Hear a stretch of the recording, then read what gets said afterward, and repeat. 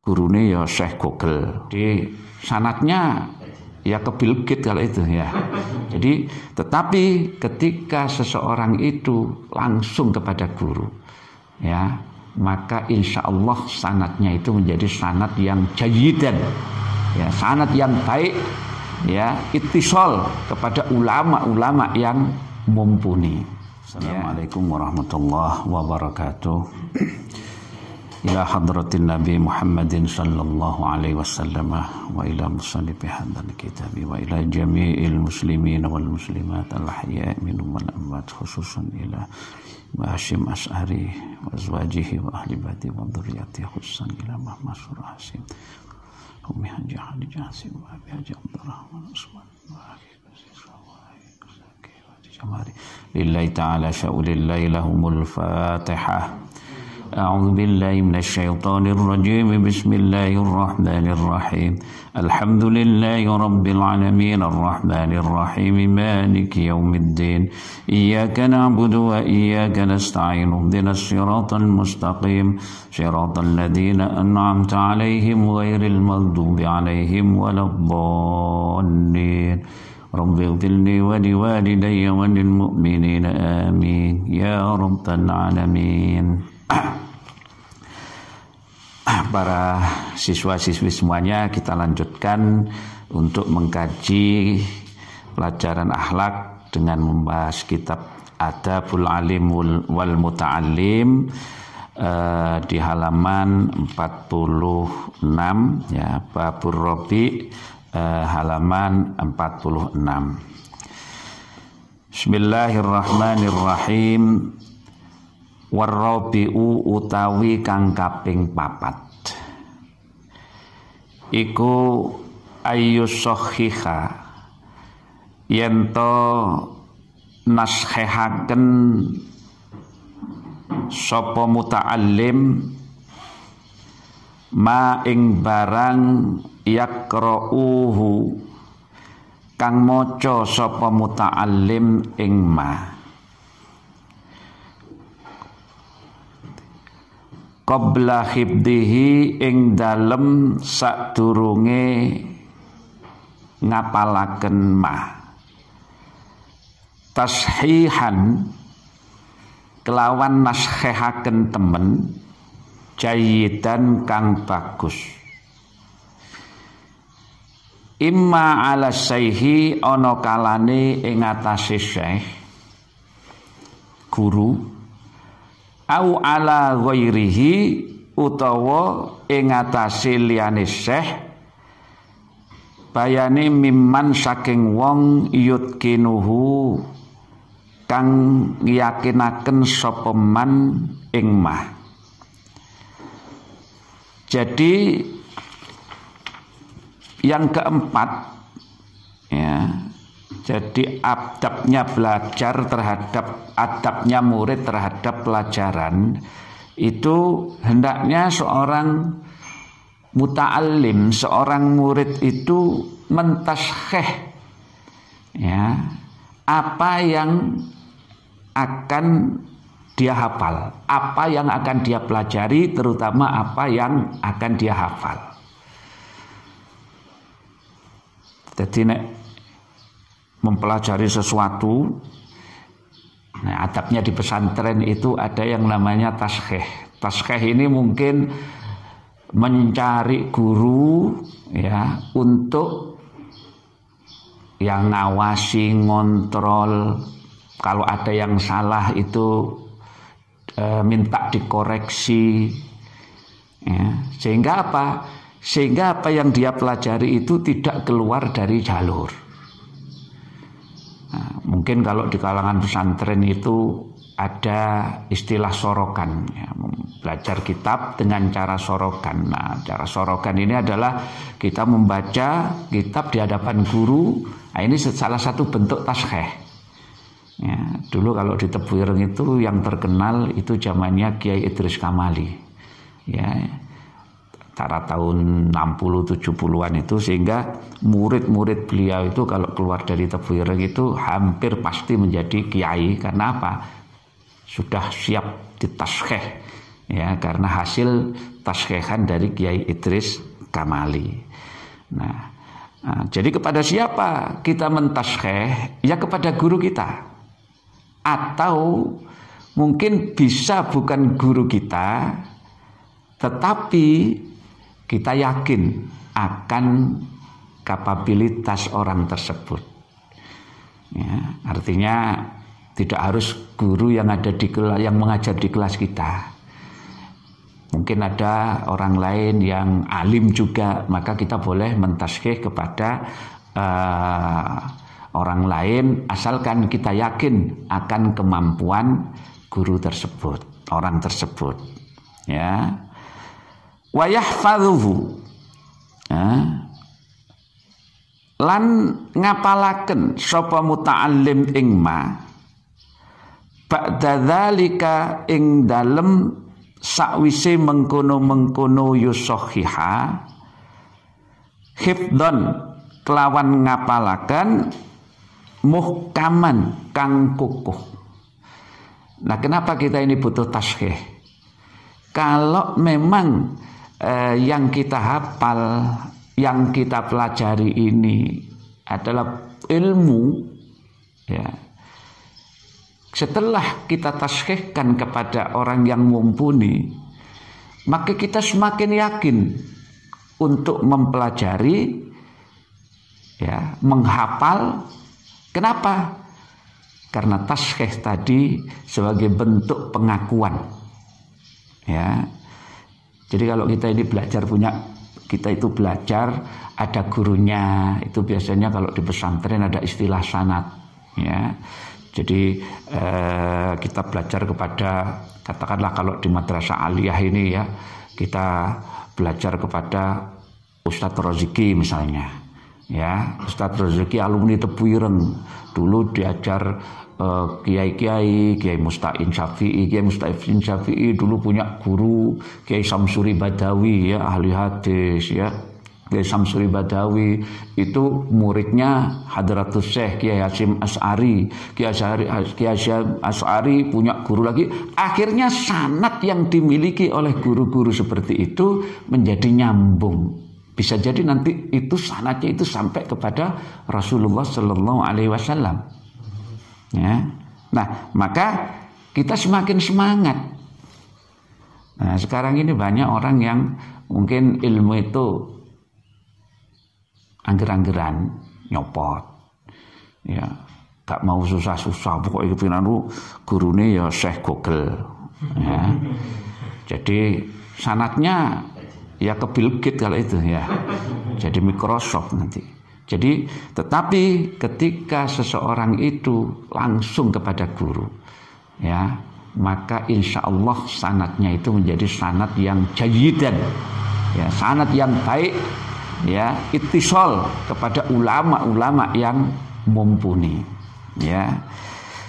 Summa yukarriruhu, nuli baleni sapa muta'allim ing ma ba'da hifdhihi ing dalem sakwise ngapalaken ma, ya, takroron kelawan oleh baleni, ya, muwadobin, ya, takroro muwadobin kelawan oleh baleni wong kang ngajekaken, ya. Artinya orang menghafal, orang belajar itu harus diulang-ulang, ya. Bahkan ketika kita mendengar mengulang sampai 1000 kali pun itu jauh lebih baik, ya. Nah, kadang-kadang orang itu merasa sudah cukup ilmu itu hanya dengan membaca, ya. Tetapi hendaknya seorang murid itu, seorang muta'allim itu mengulang-ulang, diulang terus sampai apa? Ya, sampai tidak ada bosennya. Sekali kita bosen, ya, maka ilmu itu akan menjadi tidak berguna lagi. Jadi diulang-ulang terus seperti orang yang mengajakkan istiqomah lah gampangannya itu, ya. Kenapa ini Ini penting sebab memang daya ingat manusia itu terbatas ya. Artinya kalau nggak diulang-ulang, kayak mau ngapal Quran itu ya, ngapal Quran itu nggak setiap hari dia murojaah, hilang hafalannya. Jadi jangan dikira orang yang hafal Quran itu terus mari ngapalno terus wis. Enggak, setiap hari mereka itu selalu murojaah, membaca lagi, bisa jadi sekian juz. Ya, termasuk kita ini mempelajari ilmu. Kan saya lihat banyak orang-orang kiai-kiai yang kalau ngaji itu kadang tanpa kitab. Karena apa? Saking seringnya dia baca. Ya. Jadi saking seringnya dia baca. Ya, contoh misalnya Gus Pak itu ngaji gak tahu bawa kitab, tapi apa yang diucapkan itu ya wis apa ibarat mulut ini sudah los lah, ya sudah los. Nah jadi seperti itulah. Jadi itu kenapa? Karena saking seringnya seseorang itu membolan-balenilah, mengulang-ulang. Wala yahfad lan ojo ngapalaken ya, ora kena ngapalaken sapa muta'allim syai'an ing suwiji-wiji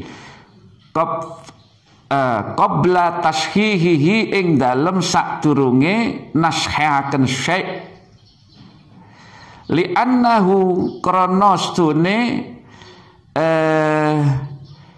yahfadzu syai'an qabla tashih ya iku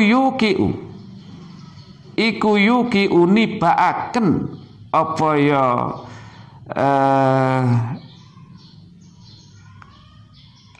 yuki unibaaken apa ya yahfadzu qabla tashih fit tahrifi ing dalem ngowahi lafat. Bisa jadi kalau seseorang murid itu menghafal sesuatu sebelum mentasheh, dia akan mengubah lafadznya. Nah, terutama kalau yang dipelajari dihafalkan ini Al-Quran. Ya, kalau Al-Quran itu mengubah lafadz, ya mengubah arti. Maka biasanya orang yang menghafal Al-Quran itu ada yang namanya muqaddim. Ya, muqaddim ini adalah orang yang dicucuk untuk menerima setoran, mengoreksi bacaan dan sebagainya. Jadi hati-hati, terutama kalau Al-Quran ini. Ya, jadi masalah sepele itu bisa jadi sepolo. Contoh makhorijul huruf saja ya. Makhorijul huruf ini contoh yang sederhana saja. Antara kha dan kho, kadang-kadang kalau kita ini enggak hati-hati itu bacanya bisa-bisa sama.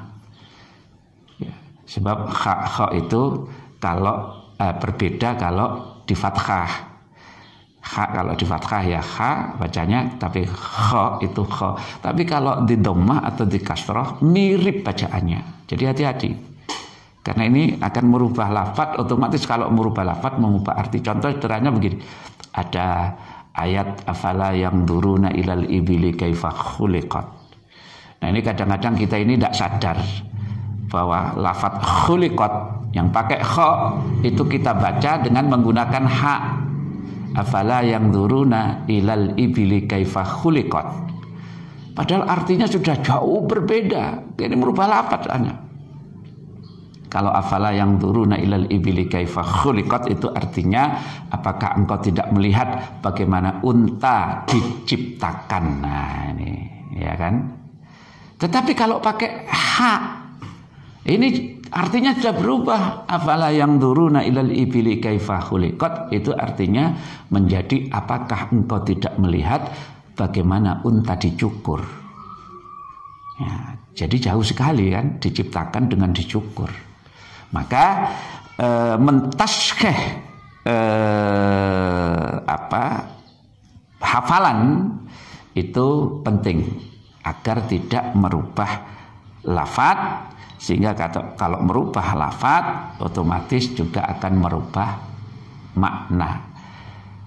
Nah, jadi kalau merubah makna ya sudah buyar.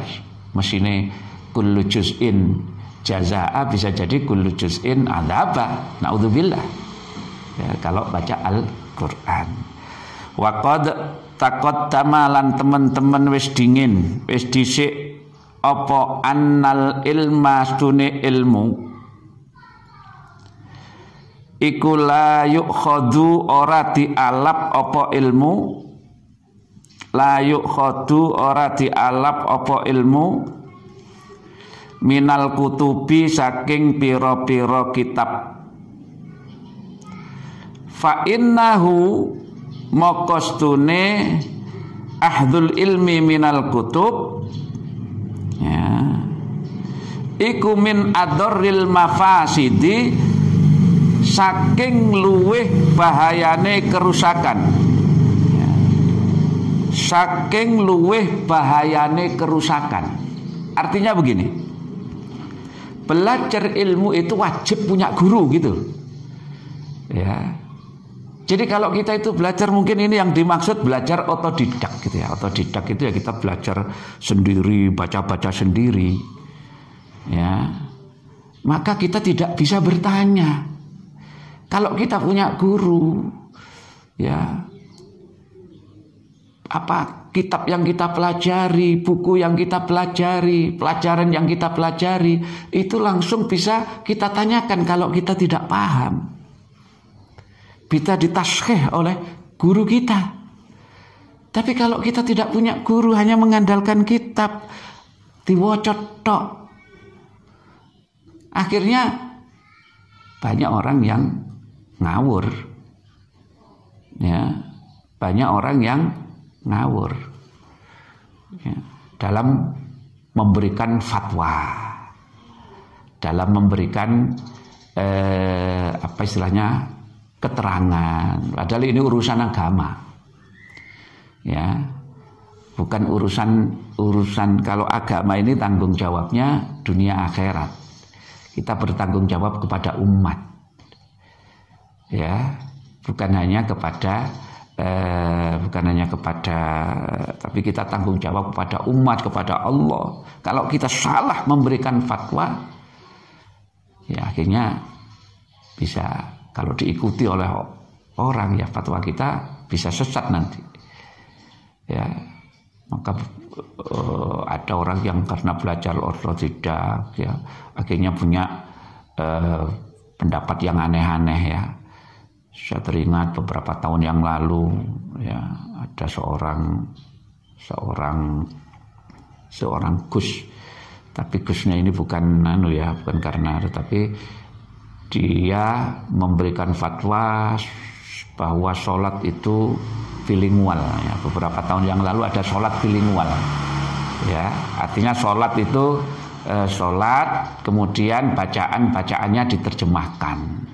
Jadi kalau setelah membaca Bismillahirrahmanirrahim dengan menyebut nama Allah yang Maha Pengasih lagi Maha Penyayang, Alhamdulillahirabbil alamin, segala puji bagi Allah Tuhan serus. Nah sekarang kalau sholat ya maca Fatihah sak terjemai ya, berapa waktu yang dibutuhkan? Belum tentu nanti gayanya baca macam-macam, kayak deklamasi, kayak baca puisi. Maka ini sangat berbahaya ya. Jadi kalau ingin tahu artinya kan tidak harus di dalam sholat, kita bisa belajar makna Fatihah itu di luar sholat. Nah ini kenapa? Karena tidak punya guru.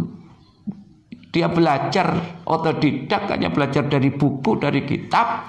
Maka kemudian dia mengeluarkan fatwa seperti itu. Itu akhirnya sesat, dolu adolu, sesat dan menyesatkan. Naudzubillah ya. Wayam bagilan seyogya apa ayyuk dira yento ngadiraken sapa muta'allim indahu ing dalem sandinge muta'allim ad-dawata ing wadah mangsi tempat tinta wal qalama lan pena kolam wasikina lan pisau. Pisau ini mungkin yang dimaksud ongotan ya, jadi serutan. Liyuslihas supaya bagusaken sapa muta'allim wayat batalan melanggeri membatasi sapa muta'allim ma ing barang yusahihu kang naskhih sapa muta'allim ma ing lughatan ing dalem cara lughate ya, saking arai bahasane wa i'raban lan saking arai i'rab. Nah, jadi kalau ada kata yang bagi ini seyogyanya ya, ini ya sebenarnya bukan sesuatu yang wajib, tetapi ini sangat dianjurkan bagi seorang murid untuk senantiasa ketika ngaji, ketika belajar itu selalu membawa tempat tinta, pena, pisau atau ongotan, pemes, ya, cutter dan sebagainya. Untuk apa tujuannya? Untuk bagusi apa yang ditaskeh. Barangkali butuh catatan, ya, garis bawahi hal-hal yang penting dicatat, ya. Nah, sekarang ini mungkin kita tidak perlu repot-repot bawa tempat tinta karena sekarang ini penanya ini sudah luar biasa ya, sudah ada 01, kita tinggal pilih saja. Kalau zaman dulu memang tempat tinta karena dulu itu harus bawa pentul namanya ya. Ketika saya ngaji tahun 70-80-an itu kalau ngaji itu pakai pentul itu, jadi harus bawa itu ya. Tapi sekarang kita sudah lebih praktis ya, jadi tidak perlu bawa tempat tinta, tidak perlu bawa karena semuanya sudah instan ya. Jadi ini penting karena bisa jadi ketika guru memberikan keterangan, kita mentaskeh itu ada catatan-catatan yang perlu kita catat di dalam buku, di dalam kitab ya. Oh, ini apa maksudnya? Oh, ini begini dan sebagainya. Ini adab yang keempat seorang murid dalam hal pelajarannya. Ya. Wal khamisu utawi kang kaping 5 iku ayyubakira yento isu-isuan sapa muta'allim. Yento isu-isuan sapa muta'allim, maksudnya ya berangkat pagi-pagi, semangat lah. Lisima ilmi maring ngrungokno ilmu, lasya mal hadisi apa maneh ilmu hadis. Jadi semangat, apalagi mendengarkan ilmu hadis. Ya. Wala yuhmila lan yento ora ngangguraken sapa muta'allim al istighala ing kesibukan, al istighala ing kesibukan ing ketungkul bihi kelawan hadis wa bi ulumihi lan kelawan pira-pira ilmune hadis ya. Jadi jangan sampai kita ini nganggur ya dengan kesibukan yang tidak ada hubungannya dengan ilmu ya, terutama ilmu hadis. Dan ditebuyung dulu Hadratus Syekh terkenal sebagai ahli hadis sehingga beliau itu mendapatkan sanad langsung. Nah, jadi ya kita sebagai murid-muridnya, sebagai santri-santrinya barangkali perlu juga ya. Jadi jangan sampai kita ini nganggur ya dalam belajar itu, terutama dengan mempelajari hadis ya, dan ilmu-ilmunya. Wan nadhara ya, lan ningali fi isnadihi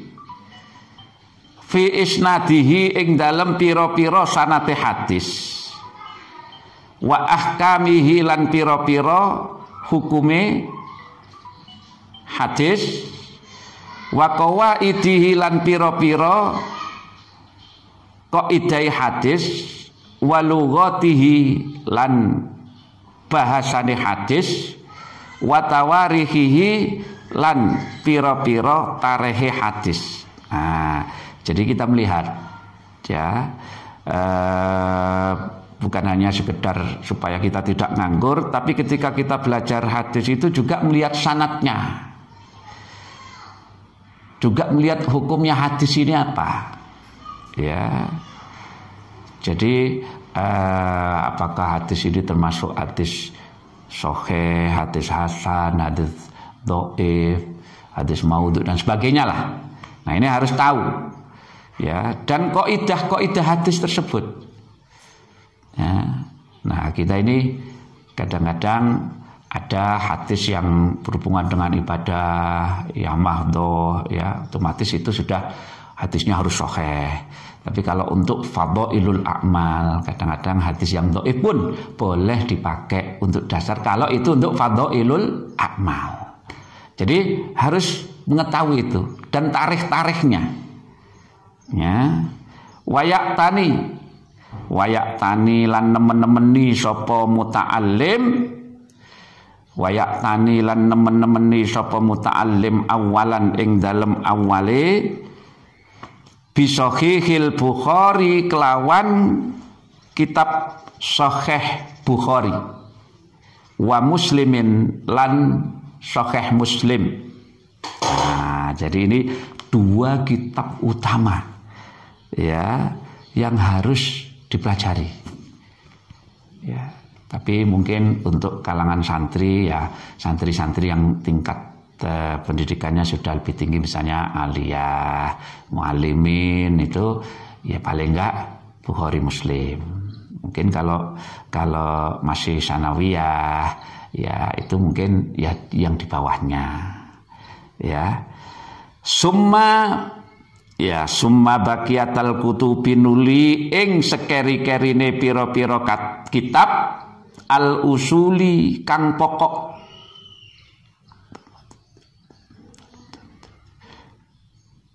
al mu'tamidati kang muktamad fi hadza sya'ni ing dalem iki tingkah. Ya, jadi setelah Bukhari Muslim, kemudian ada kitab-kitab pokok hadis yang lain. Ya. Apa saja? Muwatta'il Imam Malikin koyok kitab Muwatta' Imam Malik. Kitab Al-Muwatta' karangan Imam Malik wa sunani Abi Dawud dan Sunan Abi Dawud. Wan Nasa'i lan Nasa'i ya Sunan Nasa'i wa Ibnu Majah lan Sunan Ibnu Majah wa Jami'it Tirmidzi lan Jami'it Tirmidzi. Ini semua kitab hadis. Ya. Wala yang bagi lan ora seyogya apa ayak tasira yen tong ringkes sapa muta'allim alama ing atase kitab huwa utawi ma iku aqallu ya iku aqallu luweh titik ya. Min dalika saking mengkono-mengkono Bukhari Muslim ila akhirih. Nah iki nek kepengin tadi disebut kiai anu ya paling enggak menguasai ku kabeh. Minimal Bukhari Muslim, syukur-syukur didukung oleh kitab-kitab yang lain tadi. Ya, lah bikin tadi kiai modalnya cuma Arba'in Nawawi 40. Ya, itu kayak golek berkat tok nek iku. Ya, tapi kalau memang kepengin jadi ulama, alim mumpuni, ya kudu kitab-kitab iku mang. Ya, minimal Bukhari Muslim. Ya. Wa nikma lan iku sak bagus wa nikmal muin lan iku sak bagus-baguse kitab kang nulungi lil faqihi maring ahli fikih kitab Sunanil Kubra utawi kitab Sunanul Kubra li Abi Bakrin Al-Baihaqi kadue Abu Bakar Al-Baihaqi. Fa innal hadis sama kosdone hadis iku ahadu janahail ilmi, salah sijine suwiwi lorone ilmu. Jadi ilmu itu ada sayap, 2 sayap. Nah, salah satu sayapnya ini adalah hadis. Salah satu sayapnya ini adalah hadis. Ya. Bis syariati kelawan syariat. Wal mubinu utawi kang nerangaken likasirin, ya, likasirin maring perkara akeh minal janahi saking swiwi al akhori kang weneh wawa utawi janah iku Al-Qur'anu Qur'an. Nah, jadi kalau Al-Qur'an ini lebih lagi umum, global, keterangan globalnya itu ada di dalam Al-Qur'an. Qala dawuh sapa imamuna imam kita As-Syafi'i radhiyallahu anhu, man utawi sapane wong iku nadhara ningali sapa man. Nadhara iku ningali sapa man fil hadisi ing dalem hadis, qawiyat maka kuat apa hujjatuhu hujjae man. Nah, Imam Syafi'i dawuh, barang siapa yang melihat, artinya melihat ini menguasai hadis, mempelajari, menguasai, maka kata Imam Syafi'i hujjahnya akan kuat. Kalau Al-Qur'an mungkin semuanya paham, ya, tetapi hadis ini adalah yang menerangkan.